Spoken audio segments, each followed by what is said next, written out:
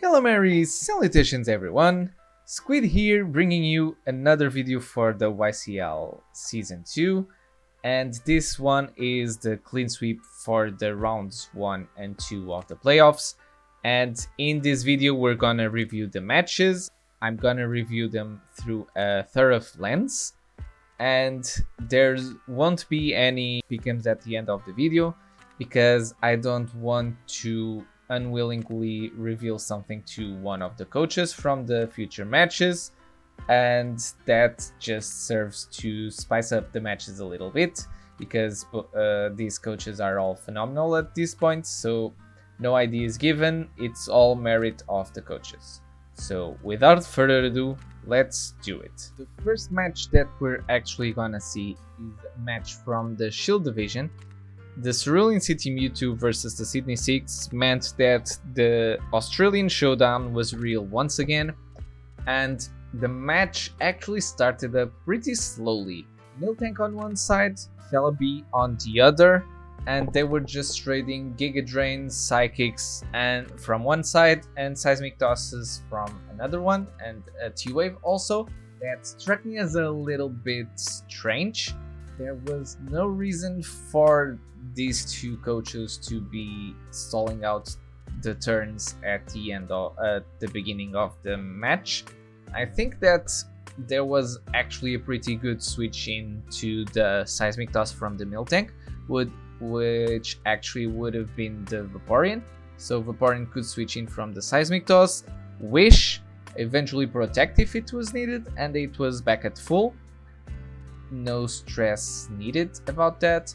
What was really strange was Sidon switching in directly the Heatran into a Seismic Toss, given that basically Heatran resists most of the enemy's hits, and switching in into a Seismic Toss, which is a fixed damage move, doesn't strike me as the best of decisions. A little bit of switching went around then after that, and we end up with the Milotic in front of the Celebi, and Celebi had Giga Drain, which it used on the Milotic, and the Milotic used Mirror Coat to KO it back, so it was a really nice prep by the Cerulean City Mewtwo's.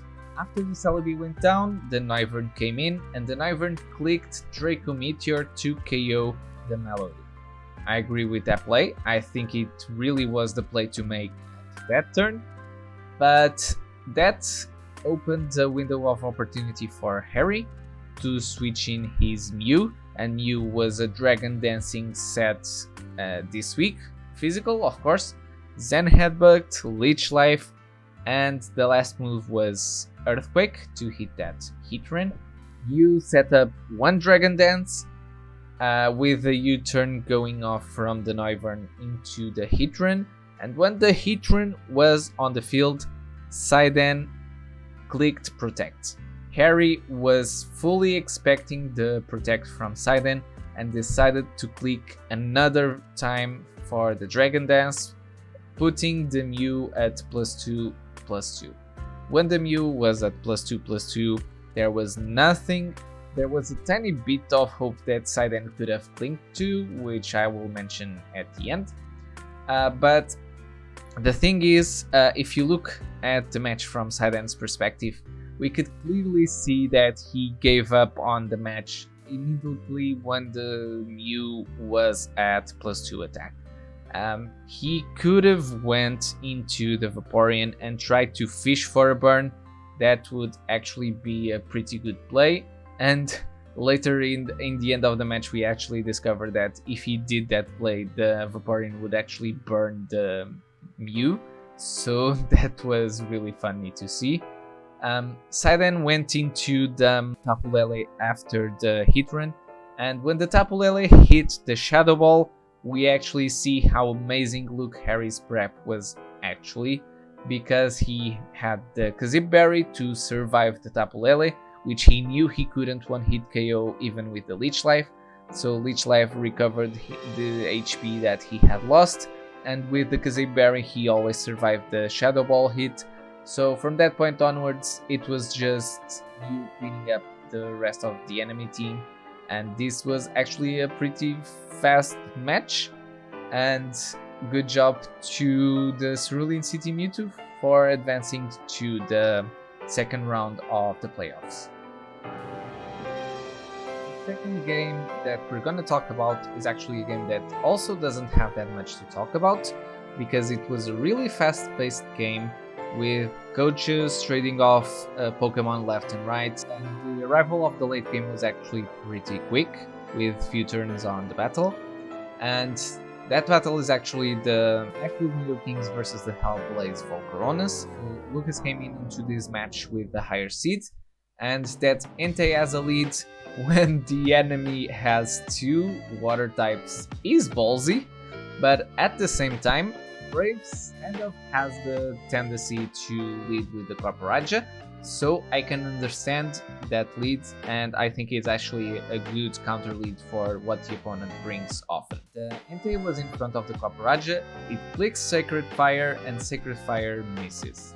It's really unfortunate because the 50% chance to burn the Azumarill would actually have been great, and in the second turn the Azumarill goes for the Belladrum, and the Entei clicks Will-O-Wisp. Gotta tell you, I think that if that Will-O-Wisp missed, it was game in that turn. Which is quite scary to think about, but with the Will-O-Wisp connected, basically the Azumarill was at half HP, and trading Aqua Jets for extreme speeds with the Entei just manages to deal with the Azumarill. So after the Azumarill goes down, the Crawdaunt comes in, and basically the Entei has to be sacked. Some trading in goes around, and the Crawdaunt just ends up being at a really low amount of HP. And the Skarmory switches in for Lucas, and Skarmory had Rocky Hump. So from the HP that the Crawdaunt was at, I think that Skarmory could have just clicked Stealth Rock instead of going for a Brave Bird just to set up the rocks on the field, because the Crawdaunt would have actually died, if not from one attack, from 2 of those. It would have actually died to the Rocky Helmet's damage. So I think that was an improvement that Lucas could have made in that specific turn. Later on in the match, we actually have the Gengar coming in for the first time for the Nashville Nido-Kings, and the answer would always be Double. And Double actually has an amazing ability to face off against Gengar, which is Bulletproof. And what Bulletproof does in this case is make Double immune to Focus Blast, and with the Assault Vest it meant that Double was a really reliable option against the Gengar. When the Gengar clicked Focus Blast and the Double activated its Bulletproof, that actually stole a lot of momentum in favor of the Hellblaze Volcaronas. They used that momentum well until we arrive at the late game. So in the late game, we actually know that Dragapult is a Life Orb set, and when the Dragapult enters the field the first time, I think that Braves should have went into the Diggersby for 2 reasons. The first one is the Dragapult could click the Ghost move against the Gengar, and the Gengar, which was to be expected, and the Gengar would take super effective damage from that, but the Diggersby was immune to it. Second option, and actually this was the option that Braves was considering, is that Dragapult actually had the Sucker Punch to hit the Gengar. And if Braves was thinking that switching out into the Diggersby meant that the Sucker Punch actually would deal no damage because there hadn't been an attack in that turn, so it was a win-win situation, a really easy switch-in to do that Braves could have done at that point, and then he could posture aggressively with the Diggersby from that point, because the Diggersby, I think, could potentially leave an attack from the Dragapult, and that meant that Lucas just had to switch out the Dragapult and had to sack another Mon. That could have been really advantageous for Braves. He didn't do that. He sacked the Gengar and actually preserved the Dedenne for the late game, and late game Dedenne came in clutch. He could always tank a physical Dragapult because the Ghost Stab from Dragapult is basically non-existent, and Dedenne, being a fairy, is immune to Dragon Darts. Sucker Punch and U-Turn, which was to be expected as a last move, actually are not very effective against the Dedenne, so Dedenne is actually a really good answer to a physical Dragapult. He preserved it, he knew it was slower than the Mr. Rime, and when it survived the attack from the Mr. Rime, it gained the special attack boost from the Pattaya Berry, and with that boost the Thunderbolt was actually able to KO the Mr. Rime, so the late game the Dedenne came in clutch and managed to secure the win for Braves in the end. Now we're gonna move on into the Analyst division, and we'll start off with the 3 Leckitrons versus the Rustboro City Rejects. When we look at both rosters that came into the battle, we see that Slurpuff there, and as long as the Slurpuff is alive, Regidrago basically has no place in this match. And we'll see how that affects the match later on. But first off, we're gonna start out with the Vespiquen being on the 3 Leckitrons side. Sven has said multiple times now that he loves his Toxic Spikes, and he'll probably set them up as soon as possible. And Arts actually read that perfectly and decided to lead with Crobat, and the Crobat just threatened out the Vespiquen immediately, and that meant that it couldn't set up the Toxic Spikes that soon.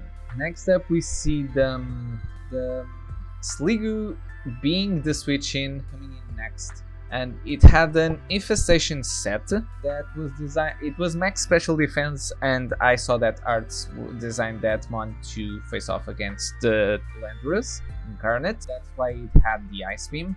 But Infestation sets on mon that can U-turn out is basically not an ideal plan. I don't think that was the play at all. I think Arts should have just Sludge Bomb or straight up Ice Beam, or just switch into something else that can threaten out the Vespiquen, like that Crobat, something like that. Or eventually even go into the Rillaboom, because we see next that after the Sliggoo goes down, Cresselia comes in, and the Cresselia actually was holding the Grassy Seed. And I think Grassy Seed would have been huge if Arts was able to utilize it, because the setup with the Cresselia and the walling of Cinderace would have been so much better that way. The U-turn on the Cinderace would actually be quite pitiful if that defense boost from the Seed was there on the Cresselia. Unfortunately for Arts, he didn't do that, and I think that was the biggest mistake that Arts did in this match. So the play there was, instead of switching in the Cresselia directly, he goes into the Rillaboom. It's choice banded, so it doesn't want to stay in on the field that much. You immediately go U-turn out into the Cresselia, and then the Seed activates, and you can just freely set up Calm Minds and reach a point where you're basically undefeatable.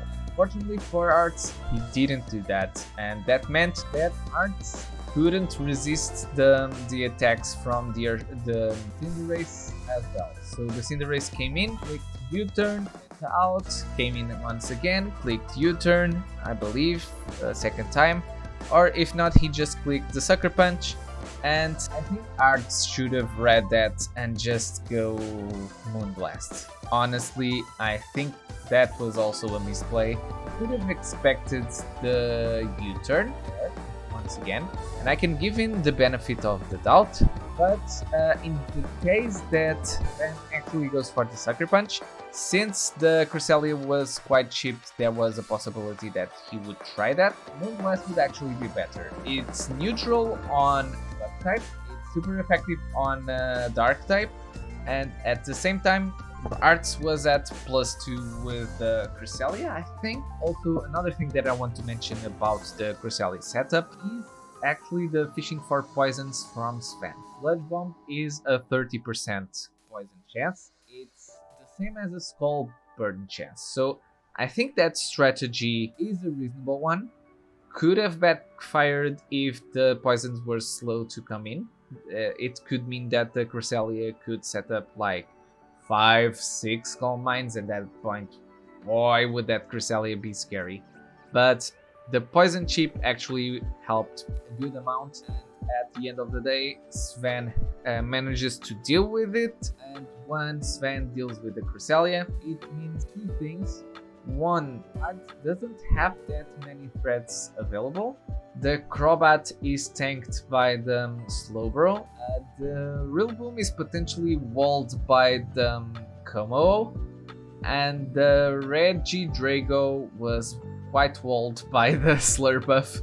And as we see in the late game, when Regidrago comes in and just clicks Hyper Beam, that is just free real estate for the Slurpuff. It can freely click Calm Minds, and with the Draining Kiss set, it can restore its HP forever.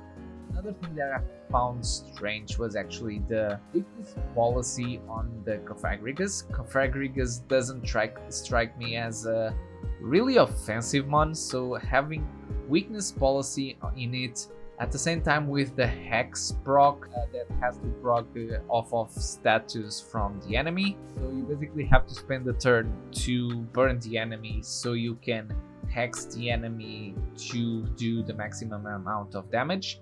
I don't think that set would work against a player of the caliber of Sven.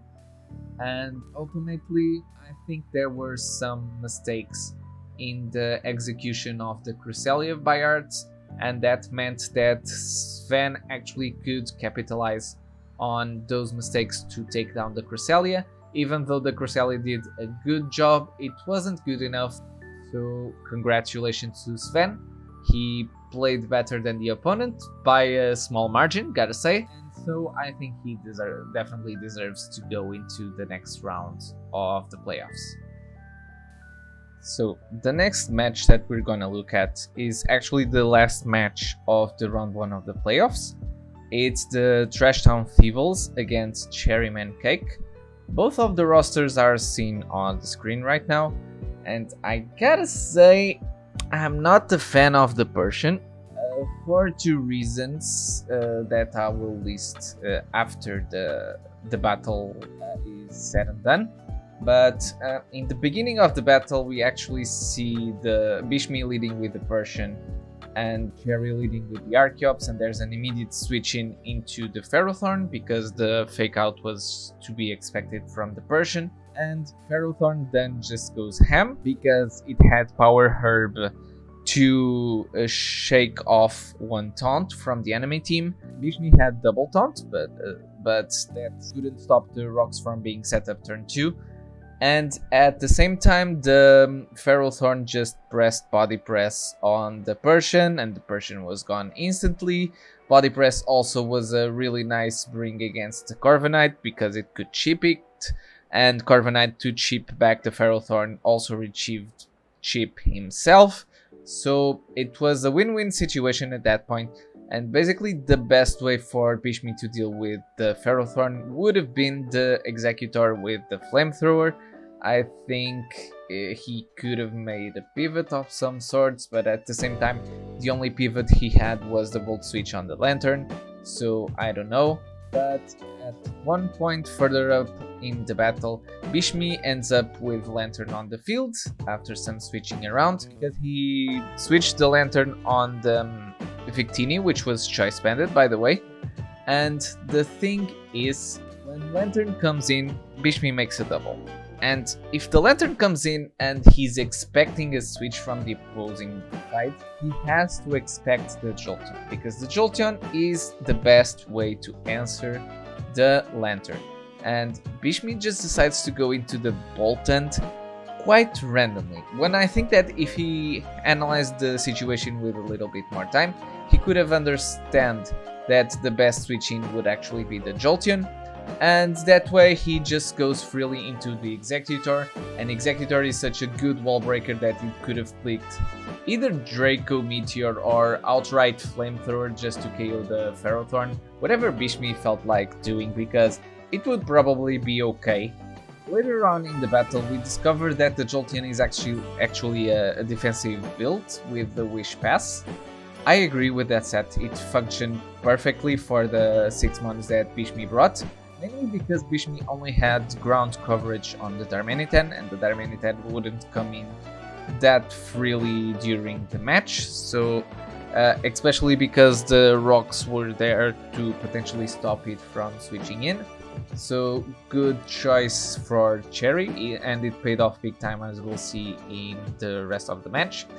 And then we arrive at the mid game, and in the mid game is actually the time where I can talk bad about the Persian, because I don't like the Persian for two reasons. First reason, it's bad, and it's a bad Pokemon, and speed tier alone doesn't justify using it.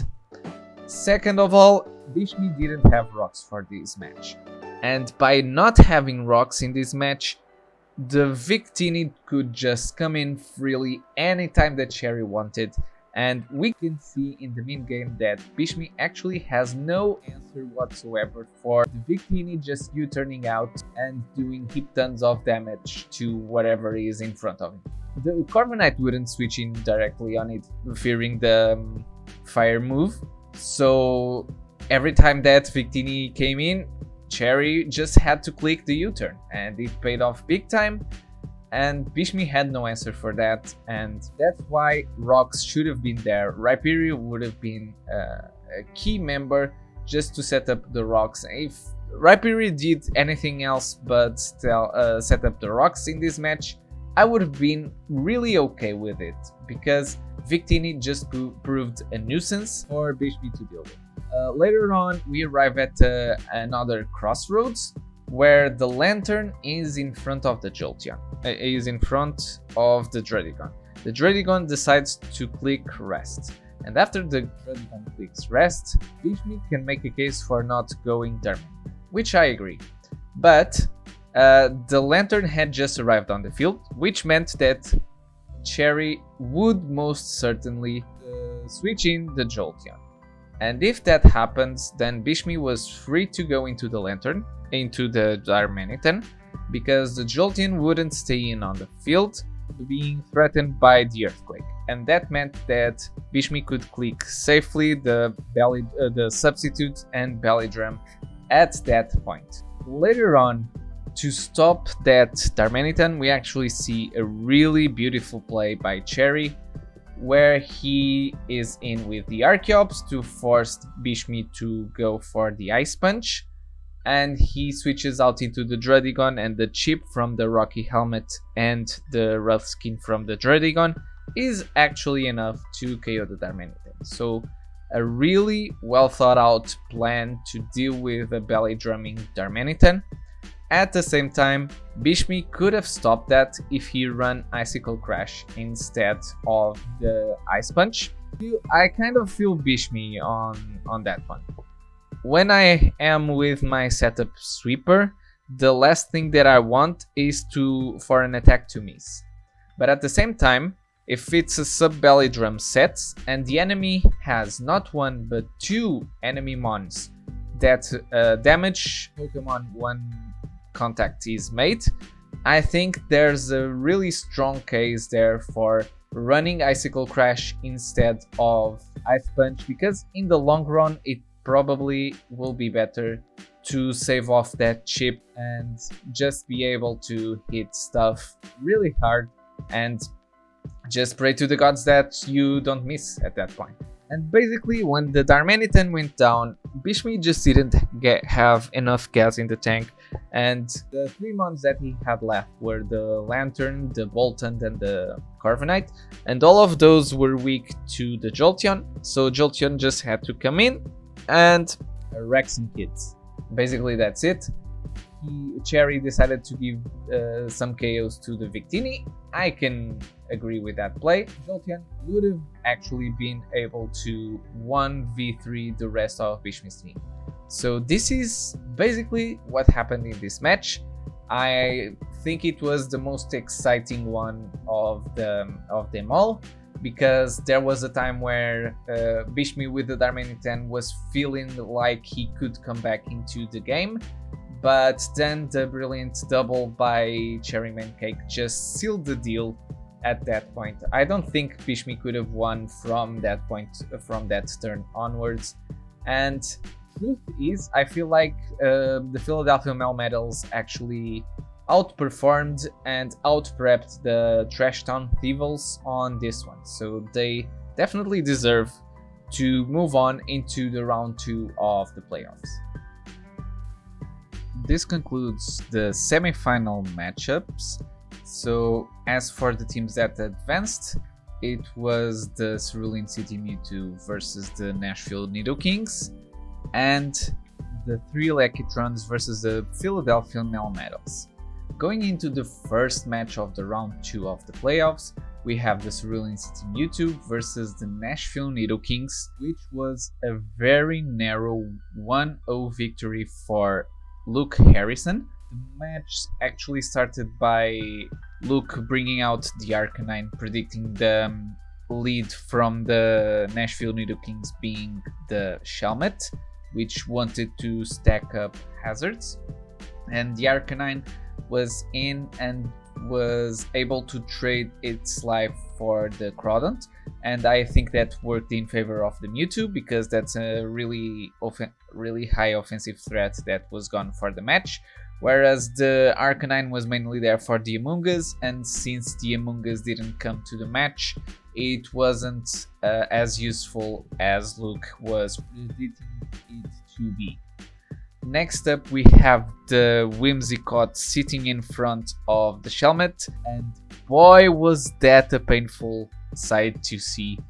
The Whimsicott was fully paralyzed after it was nuzzled by the Dene, and it was fully paralyzed 3 times. And those 3 times actually were detrimental for Braves to set up his 3 layers of spikes, and those spikes surely did the number on the Cerulean City Mewtwo team, which by the way they had Mew with the spikes also, so it was interesting to see that both of the coaches brought their spikes. And I just have a note there that the infestation on the Shelmet actually wouldn't have worked if Luke Harrison wasn't locked into Moonblast and had the U-turn. So maybe that's something to consider there, that the infestation set could have maybe not worked there, but it did. The paralysis occurred and the match played out really differently from what both coaches were expecting from that point onwards. The Whimsicott still was able to KO the Shelmet, but then the Dene came in and was able to revenge it. And then I think Braves actually made his first big mistake of the match, which was bringing in the Xatu when the opponent had a free switch in. And Xatu can't take a vicious run from the Dracovish, so Xatu was not the mon that should have been brought out there.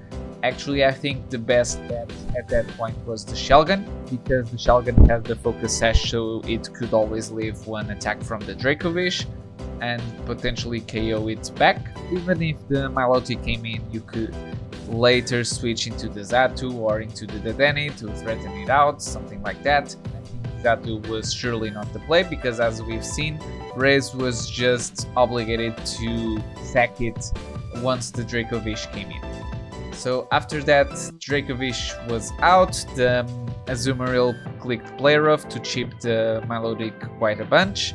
Then after some pivoting around, the Shelgon ends up on the field setting up one Dragon Dance.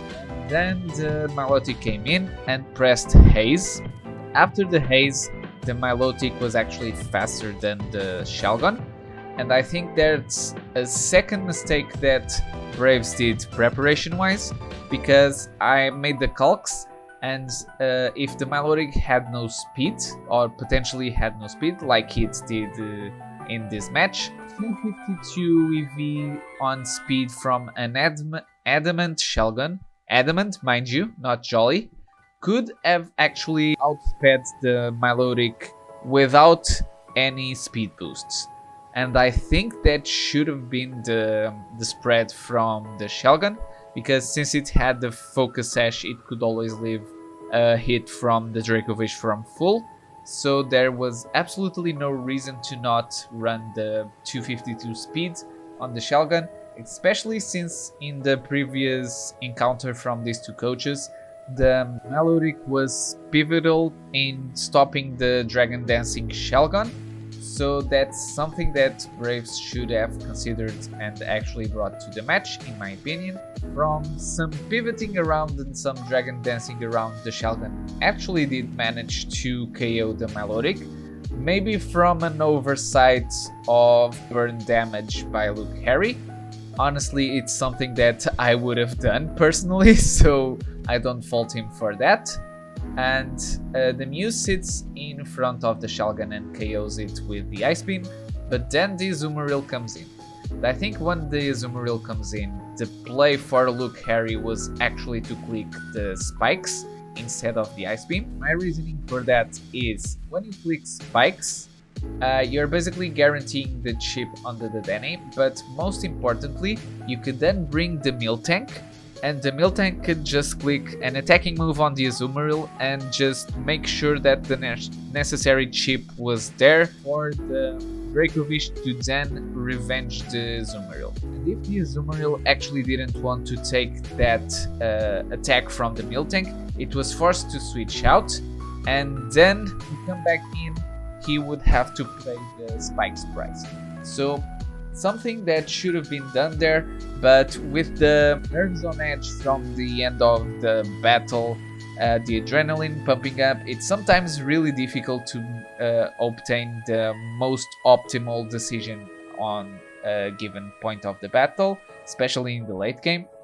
And then with the spikes up, stealth rocks from the Miltank actually should have add up to the chip that the Azumarill received when it came in, and hazard stacking was actually the plan from Luke Harry since the pre-match, so it's actually making that pre-match plan coming into fruition like he wanted to. But the late game rocks only came into play because the Nidokings didn't click the Thunderbolt like they should have at that point, because from that range, max special defense Miltank is always KO'd by the Thunderbolt from a +1 Dedenne. I ran the calcs and it works, and if the Dedenne actually KOs the Miltank there's a chance that the Dracovish shouldn't have KO'd the Azumarill.